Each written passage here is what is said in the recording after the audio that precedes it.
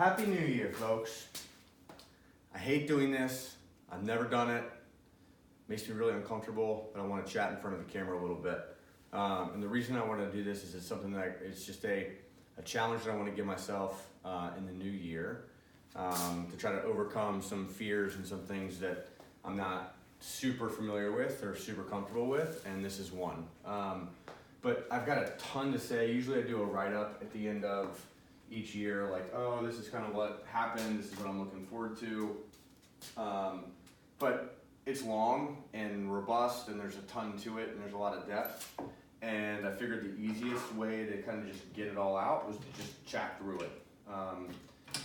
In a really, kind of 2-in-1 kind of slam to the things that I'm doing that I'm uncomfortable with, and also cleaning up the workshop, because the end of 2019 was ridiculous, and I made a mess lots of times in here, and kind of just left it. After Christmas was over, and after we got a couple projects out the door, it was really nice to just leave the mess, or some of the mess. And so I'm gonna kind of go about cleaning it up, chat about 2019, and honestly, not even 2019, really like 2010 through 2019, because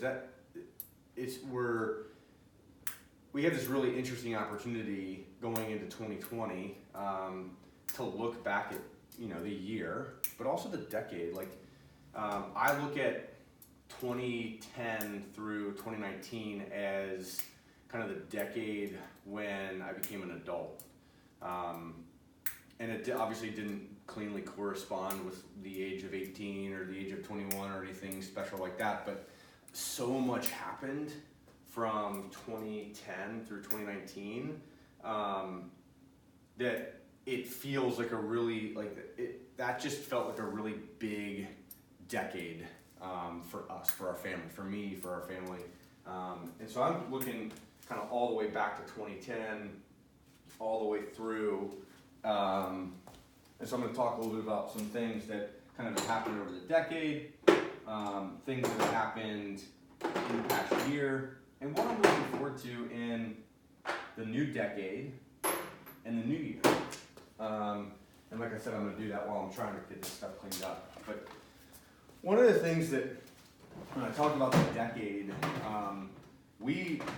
my wife and I, Julianne and I, started off 2010 with marriage. I mean, we didn't start off 2010 with marriage. We bought our first house, and we got married in July, on the 3rd of July, 2010, 7/3/10. And kind of so much happened following that, right? We started our family, bought our first house. We both graduated with our graduate degrees. We both got our, big boy and big girl jobs, or our first one. And then we had our first child, then we had our second child, then we had a third child, then we lost some really important family members, and overcame some really interesting challenges as a family, and kind of grew up along the way, right? So much happens over the course of those 10 years for us. But one of the things I remember saying is actually, as we were kind of welcoming people to and greeting people at our rehearsal dinner for our wedding, I talked about Matthew 7:24 through 27. And I think I had probably stumbled upon this verse kind of in a church camp setting, or in a church setting, youth group setting from when I grew up. But it's the parable where Jesus talks about the wise and the foolish builders. The wise man builds his house upon the rock, and the foolish man builds his house upon the sand. And I talked about the fact that we were in a place to take our relationship in our lives to the next level as a couple, because of the foundation that so many other people had built for us. It was kind of a culmination of all the people in the room and all of the experience and all of the teaching and education that they had given to us that made us prepared to take that next step. And that felt really important. And I've talked about that a lot, actually, about that verse as it relates to our preparedness as a family. I talked about it 10 years ago as it related to everybody else's building of a platform for us. They had prepared us and built the platform for us to stand on. But I feel like I'm at an interesting transition point in my life where what we have done over the past 10 years as a family has been, constructing on top of that platform that other people built for us. We've, like I said, bought and sold a couple of homes. We've started to raise our young family. But the next 10 years for me, in 2020 specifically, getting started, is about how I can start to build platforms for others. Because that's, I think, what we're called to do in a way, is use what advantage or what opportunity or what blessing we have to build additional foundation for other people. And I don't know what that looks like yet. I mean, that's kind of what I've been thinking a lot about, like I always do. I always think kind of end of the year, beginning of the year, kind of think through what, where my head is at. And that's something that I've been feeling really strongly. It's like, taking everything that I have and helping to build for others. Not just for myself, not just to kind of get everything right for me, but to use the position that I've been so fortunate to establish, to create for others, build for others, support others. Whether that's my family, whether that's someone in my community, whether that's other business owners. I don't know what it looks like yet, but it's going to be, it's something that I'm certainly thinking about and I'm really excited about, personally. But another thing that I kind of wanted to chat through, and this is a theme that I've talked to quite a few people about. It's something that kind of got in my head a little bit, and it's still in my head. It's an interesting kind of struggle that I've been fighting through on what am I supposed to be doing with my excess time and energy, or with my existing time and energy. Not only excess, but with my time and energy. I'm an energetic person. Always have been. Always will be, I think. I run full speed ahead most of the time, and like it that way. If I am not in the middle of some kind of struggle, I tend to create it. And whether that's through new projects that I take on, new brands or businesses that I think about starting or actually do go ahead and start, whether that's home projects or coaching or fitness. When I've talked to others about this, I feel like I feel like I'm drawn to struggle, and I like struggle. It's something I think that goes all the way back to my high school athletic days. I very specifically remember my basketball coaches being frustrated by the fact that there was no way to punish me. If I showed up to practice late because I was at track practice, they said, get on the line and run, and I said, fantastic. If they said, no, forget about it, don't run, start doing push-ups, and I'd say, fantastic. And if it wasn't that, it was, no, you're going to play defense all practice, and okay, that's fantastic. Or, whatever it was, like, I have always appreciated kind of the struggle.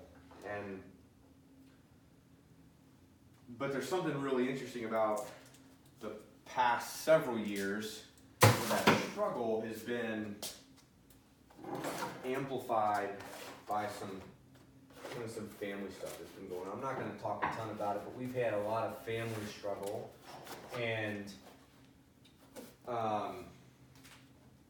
it has led us to some of the decisions that we've made over the past couple of years that have taken even more energy to get through, and that's been fine.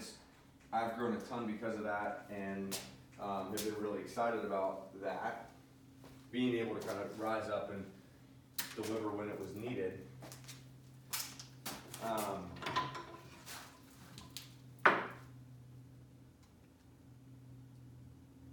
But anyway, the struggle that I've been dealing with is kind of this really interesting tension between contentment and continuous improvement. The idea between steady as she goes and push the boundary. The tension between happy with what you have and a desire to always build from there. Right? There's an idea that I have some friends that I've been just unbelievably blessed to fall into over the past 4 or 5 years, that live by like a mantra or a manifesto behind the term Meliora. It's a Latin term that means ever better. And I've kind of had the opportunity to interact with these guys as they're striving for their Meliora, their ever better. And it's really in a lot of ways, a fitness-minded group. I think the reason that I got invited was because of fitness, but and because of our shared interest in fitness. But it's certainly not the only thing that this group is interested in. I mean, we talk about everything from sleep enhancement to parenting advice to finances to new businesses to what to read, what ideas to fill our brains with. But anyway, this group is multifaceted and lives by this idea of ever better.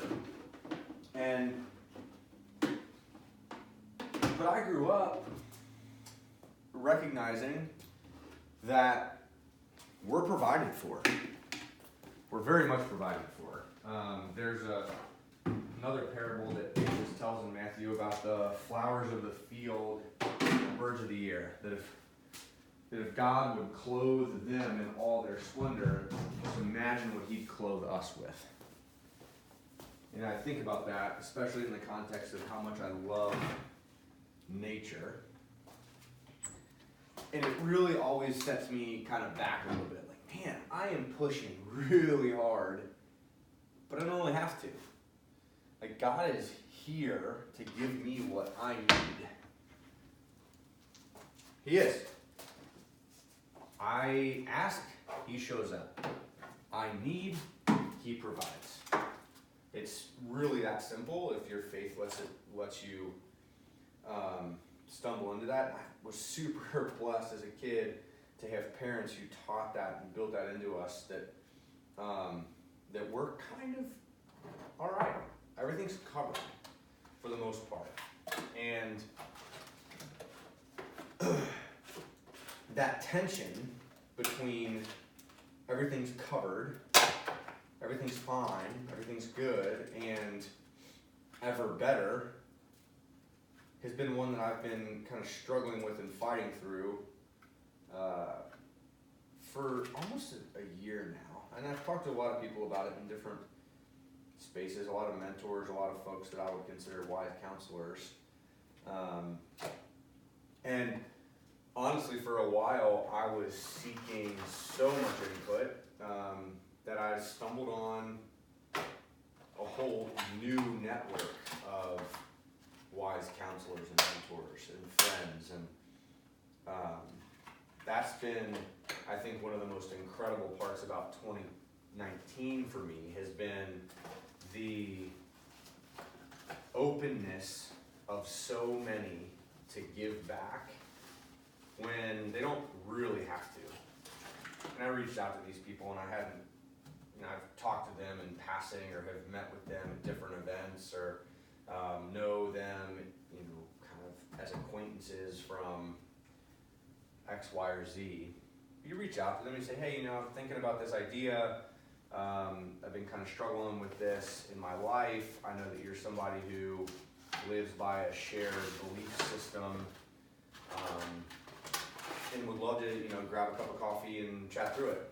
And the willingness of those people to open up their calendars and their time and excess capacity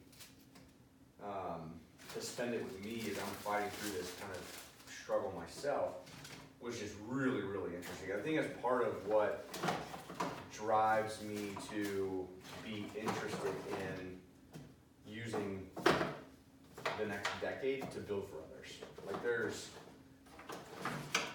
And I keep saying build for others, I don't even know what that means yet.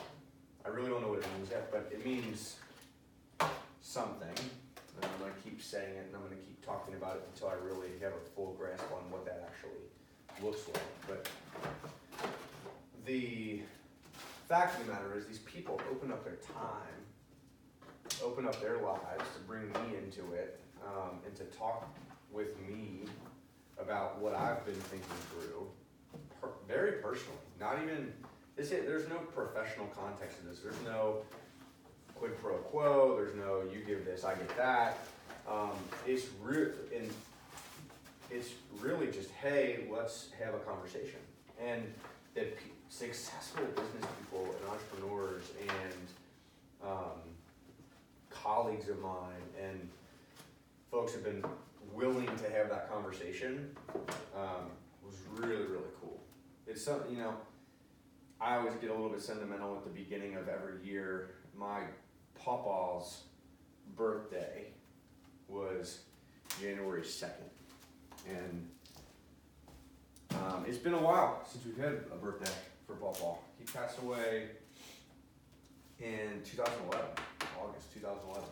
And that decade, without him, this first decade that I've lived through without him has been one where I really wish I would have had him. Really wish I could have had a lot of these conversations with him. But, I know I'm comforted in knowing where he would have turned to for advice in those times.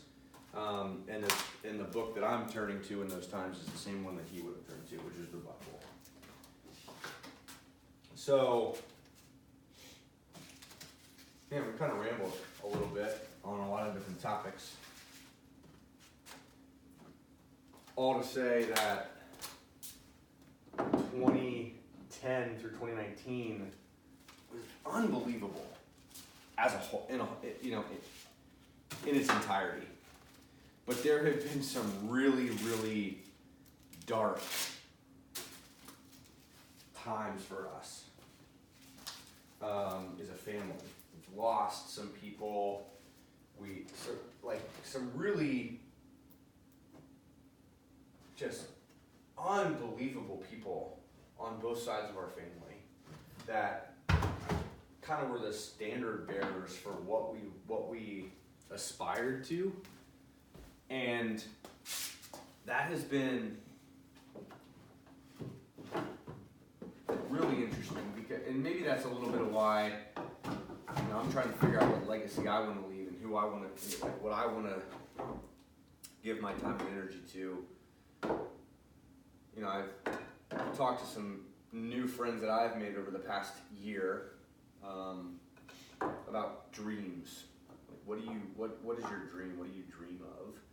And I've made it, I've stated this multiple times to multiple people in multiple different contexts that the one thing that I've always wanted is to grow up to be Pawpaw. I want to be a Pawpaw. What Pawpaw Papa was to me for someone else. And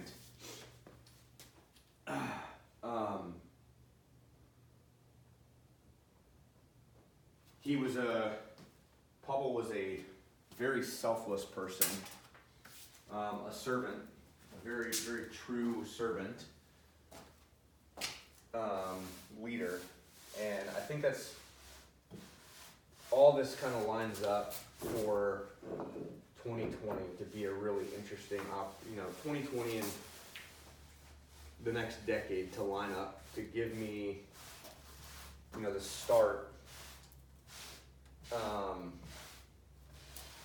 living life the way that I think Papa would, the way that Papa would do, giving back in the same way that Papa did, and I'm just so excited about it. I really am. Like Julie and I have talked about what 2020 is going to look like and what we're going to be focused on as a family, and we've started to, I think, plan in a way that we haven't planned before, and dream together in a way that we haven't done before. And it's, like I said, like 2010 through 2019 was really the decade to grow up, to really understand what life is. Like, what is it that we're doing? Why are we here? How can we be giving of ourselves in ways that reflect who we are, what we want, what message we want to get across, how we want to interact with other people, and I'm excited about it. I really am. Kind of like this pile of junk that I just cleaned up. I feel kind of like this is where I'm at in my life. It's like I have everything sorted. I know where everything goes. Everything's got its place. 2019 was a year that I kind of, 2010 through 2019 was kind of a decade that was, a lot was happening. A ton was happening. And 2019 felt a little bit like a year where I kind of left stuff out on the workbench. I kind of left a pile of stuff out, and then took the time to really get it kind of cleaned up and ready. It's really, I love when the workshop looks like this. I really do. Like it when it's clean. And look, I say clean in the context of a garage workshop, folks. This is not clean by any stretch of imagination. There's dust and everything.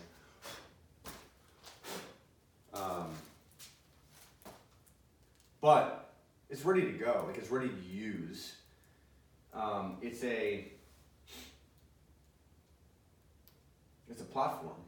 Like, a workbench is a platform upon which to build.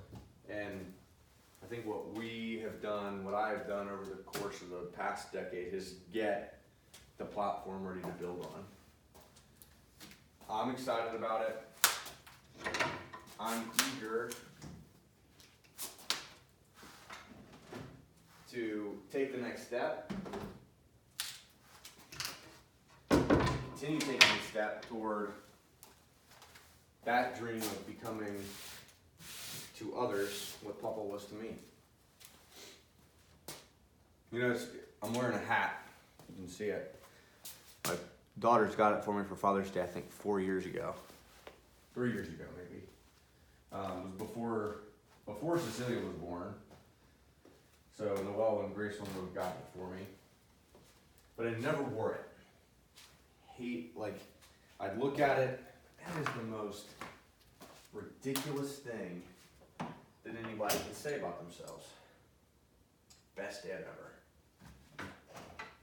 But I realized today when I was getting ready to go to breakfast, we went out to get some pancakes and eggs for the start of the new year. And as I was looking, kind of getting stuff ready, this hat literally fell off the shelf onto the floor as I was looking for a different hat. And I realized this hat's it's not about me. This hat is not about me at all. This hat was something that my daughters got for me because they believed it to be true about me. It's not about whether I believe it to be true of myself or whether others believe it to be true of myself. It's about the gift giver and what they believe to be true. And the other side of that Meliora idea is gifts, talents. There's a parable of the talents in Matthew as well, where Jesus says to those who are given, or to those who have, more will be given. Really interesting idea. It talks about those who were given some talents when their master left and how they used them. You know, one of them went and said, oh man, they gave me this one talent. I'm going to hide it away so I don't lose it. And one put his in a bank, didn't really do anything, but put it in a bank and, you know, for safekeeping, came back. When his master came back, he gave him his 5 talents back and his interest. So he gave him a little bit back. But then to one of the others, he gave 10 talents, and that person invested those talents, worked hard with those talents, and made 10 more. So he doubled what his master had given him. And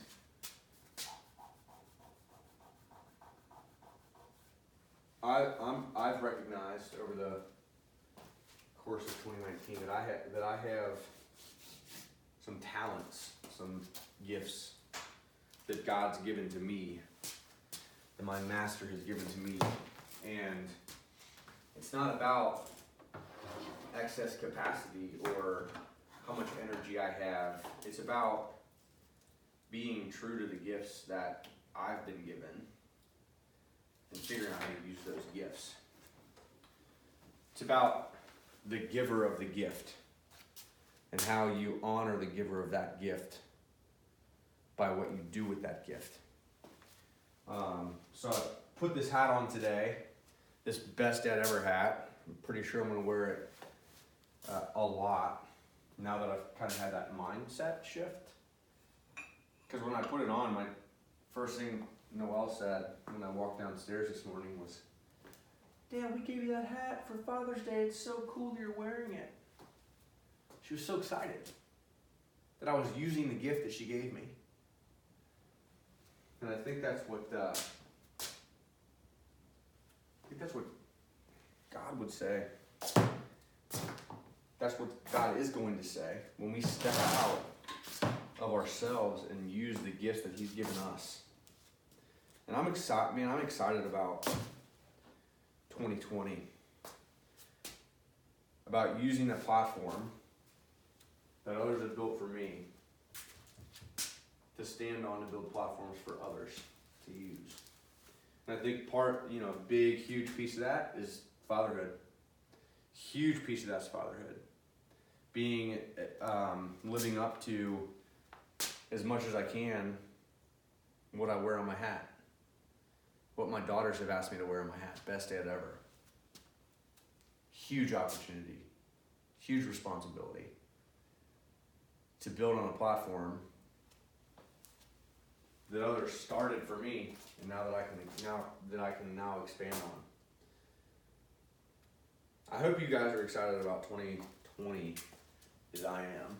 I really am. Like, I've spent so much time over the past 6 to 9 months thinking through that tension between kind of contentment and talent, between easy road and it'll be provided, and use it, like striving to invest what I've been given. I'm super excited about pushing forward in 2020 and beyond, using those talents, investing those talents, and building for myself, for my family, and for others. So, like I said, I hope you guys are super excited about what this year has to offer. I'm super excited about what this year has to offer. I know I talked for way longer than I might have expected. This didn't feel that bad, probably because I spent most of the time looking at the workbench. But thanks for listening. Appreciate it. If you have thoughts, comments, I don't even know where I'm going to post this. If I'm going to post it, it'll probably live in my Google Photos. I know it will live there. But yeah, if I post this somewhere, would love to hear your thoughts. If you have things that you've been thinking about for a while, things that you've been sitting on, ideas you've been sitting on, if there's, and honestly, reach out to me. If you want to have a conversation, if you're thinking through something, I want to be for others what so many people in the past several years have been for me. Sounding boards and mentors, counsel. So reach out. Looking forward to what 2020 has to offer. Super excited about it. I hope you guys are too. Peace.